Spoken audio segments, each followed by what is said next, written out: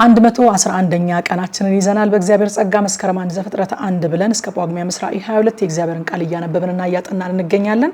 ዛሬ የምናነበው የእግዚአብሔር ቃል ክፍል ከትንቢተ ኢሳይያስ ምዕራፍ 10 ጀምረን እስከ 12 ድረስ ያለውን አብረን እናንብብ። በጌታ በኢየሱስ ስም አነባለሁ። ትንቢተ ኢሳይያስ ምዕራፍ 10 መበለቶችም ቅሚያቸው እንዲሆኑ ድሃ አደጎችንም ብዝበዛቸው እንዲያደርጉ የድሃውን ፍርድ ያጣምሙ ዘንድ የችግረኛውንም ሕዝቤን ፍርድ ያጎድሉ ዘንድ የግፍን ትእዛዛት ለሚያዙ ክፉንም ጽሕፈት ለሚጽፉ ወዮላቸው። በተጎበኛችሁበት ቀን መከራም ከሩቅ በሚመጣበት ዘመን ምን ታደርጉ ይሆን? ለረድኤትስ ወደ ማን ትሸሻላችሁ? ክብራችሁንስ ወዴት ትተውታላችሁ? ከእስረኞች በታች ይጎነበሳሉ፣ ከተገደሉትም በታች ይወድቃሉ። በዚህም ሁሉ እንኳ ቁጣው አልተመለሰም፣ ነገር ግን እጁ ገና ተዘርግታ ትኖራለች። ለቁጣዬ በትር ለሆነ የማዕቴም ጨንገር በእጁ ላለ ለአሶር ወዮለት። እርሱንም በዝንጉ ሕዝብ ላይ እልካለሁ፣ ምርኮውንና ብዝበዛውንም ይወስድ ዘንድ እንደ አደባባይም ጭቃ የተረገጡ ያደርጋቸው ዘንድ በምቆጣቸው ሰዎች ላይ አዘዋለሁ። እርሱ እንዲሁ አያስብም፣ በልቡም እንዲህ አይመስለውም። ነገር ግን ማጥፋት ጥቂት አይደሉትንም አሕዛብን መቁረጥ በልቡ አለ። እንዲህ ይላል፣ መሳፍንቴ ሁሉ ነገስታት አይደሉምን? ካልኖ እንደ ከርከሚሽ አይደለችምን? ሐማትስ እንደ አርፋድ አይደለችምን? ሰማሪያስ እንደ ደማስቆ አይደለችምን? የተቀረጹ ምስሎቻቸው ከኢየሩሳሌምና ከሰማሪያ ምስሎች የበለጡትን የጣዖቶችን መንግስታት እጄ እንዳገኘች በሰማሪያና በጣዖቶቿም እንዳደረግኩት እንዲሁ በኢየሩሳሌምና በጣዖቶቿ አላደርግምን? ስለዚህ እንዲህ ይሆናል፣ ጌታ ስራውን ሁሉ በጽዮን ተራራና በኢየሩሳሌም ላይ በፈጸመ ጊዜ የአሶርን ንጉስ የኩሩ ልብ ፍሬን የአይኑን ከፍታ ትምክህት ይጎበኛል። እርሱ እንዲህ ብሏልና አስተዋይ ነኝና በእጄ ኃይልና በጥበቤ አደረግኩት። የአሕዛብን ድንበሮች አራቅኩ፣ ሀብታቸውንም ዘረፍኩ። እንደ ጀግናም ሆኜ በምድር የተቀመጡትን አዋረድኩ። እጄም የአሕዛብን ኃይል እንደ ወፍ ቤት አገኘች። የተተወም እንቁላል እንደሚሰበስብ እንዲሁ እኔ ምድርን ሁሉ ሰበሰብኩ። ክንፉን የሚያራግብ አፉንም የሚከፍት የሚጮህም የለም። በውኑ መጥረቢያ በሚቆርጥበት ሰው ላይ ይመካልን? ወይስ መጋስ በሚስበው ላይ ይጓደዳልን? ይህስ በትር የሚያነሳውን እንደ መነቅነቅ ዘንግም እንጨት ያይደለውን እንደ ማንሳት አይደለምን? ስለዚህ የሰራዊት ጌታ እግዚአብሔር በወፍራሞች ላይ ክሳትን ይልካል። ከክብሩም በታች ቃጠሎ እንደ እሳት መቃጠል ይነዳል። የእስራኤልን ብርሃን እንደ እሳት ቅዱሱም እንደ ነበልባል ይሆናል። እሾሁንና ኩርንችቱን በአንድ ቀን ያቃጥላል ይበላውማል። ከነፍስም እስከ ስጋ ድረስ የዱሩንና የሚያፈራውን እርሻ ክብር ይበላል። ይህም የታመመ ሰው እንደሚሰለስል ይሆናል። የቀሩትም የዱር ዛፎች በቁጥር ጥቂት ይሆናሉ። ታናሽ ብላቴናም ይጽፋቸው ዘንድ ይችላል። በዚያም ቀን እንዲህ ይሆናል፣ የእስራኤል ቅሬታ ከያዕቆብ ቤት የዳኑት ከእንግዲህ ወዲህ በመቷቸው ላይ አይደገፉም፣ ነገር ግን በእስራኤል ቅዱስ በእግዚአብሔር ላይ በእውነት ይደገፋሉ። የያዕቆብም ቅሬታ ወደ ኃያል አምላክ ይመለሳሉ።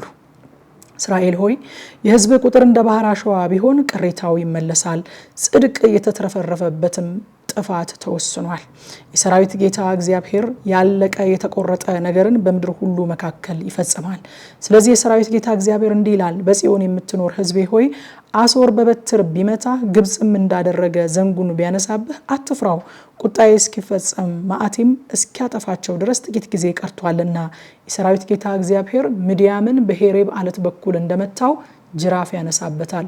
በትሩም በባህር ላይ ይሆናል፣ በግብጽም እንዳደረገ ያነሳዋል። በዚያን ቀን ሸክሙ ከጫንቃህ ቀንበሩም ከአንገትህ ላይ ይወርዳል። ቀንበሩም ከውፍረት የተነሳ ይሰበራል።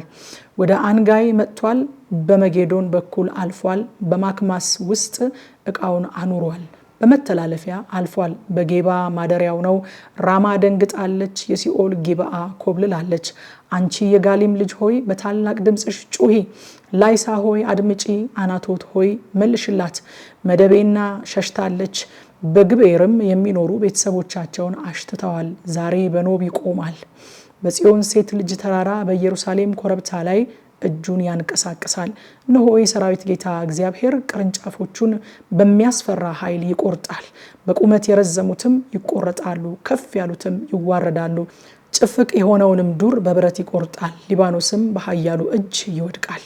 ትንቢተ ኢሳይያስ ምዕራፍ 11 ከእሴይ ግንድ በትር ይወጣል፣ ከስሩም ቁጥቋጥ ያፈራል። የእግዚአብሔር መንፈስ፣ የጥበብና የማስተዋል መንፈስ፣ የምክርና የኃይል መንፈስ፣ የእውቀትና እግዚአብሔርን የመፍራት መንፈስ ያርፍበታል። እግዚአብሔርን በመፍራት ደስታውን ያያል። አይኑም እንደምታይ አይፈርድም፣ ጆሮም እንደምትሰማ አይበይንም። ነገር ግን ለድሆች በጽድቅ ይፈርዳል፣ ለምድርም የዋሆች በቅንነት ይበይናል። በአፉም በትር ምድርን ይመታል፣ በከንፈሩም እስትንፋስ ክፎችን ይገድላል። የወገቡ መታጠቂያ ጽድቅ፣ የጎኑም መቀነት ታማኝነት ይሆናል። ተኩላ ከበግ ጠቦት ጋር ይቀመጣል፣ ነብርም ከፍየል ጠቦት ጋር ይተኛል። ጥጃና የአንበሳ ደቦል ፍሪዳም በአንድነት ያርፋሉ፣ ታናሽም ልጅ ይመራቸዋል። ላምና ድብ አብረው ይሰማራሉ፣ ግልገሎቻቸውም በአንድነት ያርፋሉ። አንበሳም እንደ በሬ ገለባ ይበላል፣ የሚጠባውም ሕፃን በእባብ ጉድጓድ ላይ ይጫወታል። ጡት የጣለውም ሕፃን በእፉኝት ቤት ላይ እጁን ይጭናል። በተቀደሰው ተራራዬ ሁሉ ላይ አይጎዱም አያጠፉምም። ውሃ ባህርን እንደሚከድን ምድር እግዚአብሔርን በማወቅ ትሞላለችና። በዚያን ቀን እንዲህ ይሆናል፣ ለአሕዛብ ምልክት ሊሆን የቆመውን የእሴይን ስር አሕዛብ ይፈልጉታል፣ ማረፊያውም የተከበረ ይሆናል። በዚያን ቀን እንዲህ ይሆናል፣ የቀረውን የሕዝቡን ቅሬታ ከአሶርና ከግብፅ ከጳጥሮስና ከኢትዮጵያ ከኤላምና ከሰናኦር ከሐማትም ከባህርም ደሴቶች ይመልስ ዘንድ ጌታ እንደገና እጁን ይገልጣል። ለአሕዛብም ምልክትን ያቆማል፣ ከእስራኤልም የተጣሉትን ይሰበስባል፣ ከይሁዳም የተበተኑትን ከአራቱ የምድር ማዕዘኖች ያከማቻል። የኤፍሬምም ምቀኝነት ይርቃል፣ ይሁዳንም የሚያስጨንቁ ይጠፋሉ። ኤፍሬምም በይሁዳ አይቀናም፣ ይሁዳም ኤፍሬምን አያስጨንቅም። በምዕራብም በኩል በፍልስጤማውያን ጫንቃ ላይ እየበረሩ ይወርዳሉ፣ የምስራቅንም ልጆች በአንድነት ይበዘብዛሉ። በኤዶሚያስና በሞዓብም ላይ እጃቸውን ይዘረጋሉ፣ የአሞንም ልጆች ለነርሱ ይታዘዛሉ። እግዚአብሔርም የግብፅን ባህር ያጠፋል፣ በትኩሱም ንፋስ እጁን በወንዙ ላይ ያነሳል። 7 ፈሳሾችንም አድርጎ ይመታቸዋል፣ ሰዎችንም በጫማቸው እንዲሻገሩ ያደርጋቸዋል። ከግብፅም በወጣ ጊዜ ለእስራኤል እንደነበረ ለቀረው ለሕዝቡ ቅሬታ ከአሶር ጎዳና ይሆናል። ትንቢተ ኢሳይያስ ምዕራፍ 12። በዚያን ቀን አቤቱ ተቆጥተኸኛልና ቁጣህንም ከኔ መልሰሃልና አጽናንተኸኛልምና አመሰግንሃለሁ። እነሆ አምላክ መድኃኒቴ ነው፣ ጌታ እግዚአብሔር ኃይሌና ዝማሬ ነውና መድኃኒቴም ሆኗልና በእርሱ ታምኜ አልፈራም ትላለህ። ውሃውንም ከመድኃኒት ምንጮች በደስታ ትቀዳላችሁ። በዚያን ቀን እንዲህ ትላላችሁ፣ እግዚአብሔርን አመስግኑ፣ ስሙንም ጥሩ። በአሕዛብ መካከል ስራውን አስታውቁ፣ ስሙ ከፍ ያለ እንደሆነ ተናገሩ።